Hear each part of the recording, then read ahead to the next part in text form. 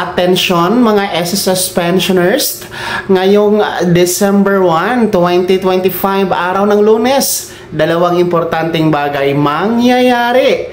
Dalawang good news ito para sa ating mga first batch na may date of contingency o araw ng kapanganakan, araw ng pagkamatay o araw ng pagkasakit mula 1st to 15th day of the month. Sapagkat December 1 po, una ay magaganap ang inyong December regular pension crediting schedule, no? Para sa ating mga unang batch, kasi every first day of December naman po ang inyong schedule ng regular monthly pension, and regular releasing yan sapagkat kung makikita nyo po sa yung kalendaryo, December 1 po ay natapat sa araw ng Lunes at yan po ay hindi natapat sa Sabado or Linggo, no, weekend or national holiday, kasi ayon sa isang SSS circular, kapag natapat sa weekend o di kaya naman po national holiday, aatras po sa pinaka-last working day ni SSS ang magiging crediting schedule.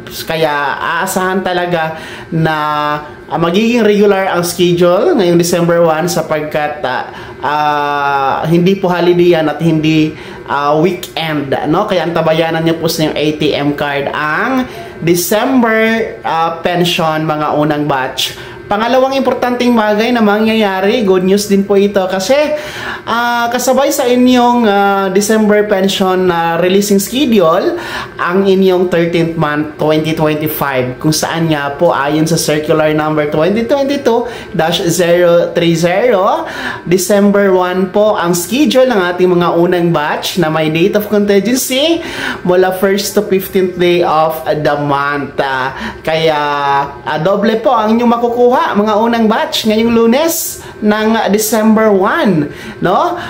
Una ang inyong December pension at pangalawa ang inyong 13th month, no? Dahil ang 13th month na halaga ay katumbas po yan ng isang buwang pensyon ng ating mga pensyonado. Kaya doble po, no, ang inyong matatanggap at makikredit sa inyong ATM card yung December 1. Kahit pa paano, malaking tulong ito sa inyong mga pangangailangan, kasi alam natin na inaantay nyo talaga taon-taon, tuwing Disyembre, ang inyong 13th month mga ka-vlogs, no? Dahil ito talaga ang nagpapaligaya, isa sa nagpapaligaya sa ating mga SSS pensioners maliban po sa pension increase. Kaya yan po ang dalawang importanteng bagay magaganap ngayong December 1, araw ng Lunes, mga first batch SSS pensioners.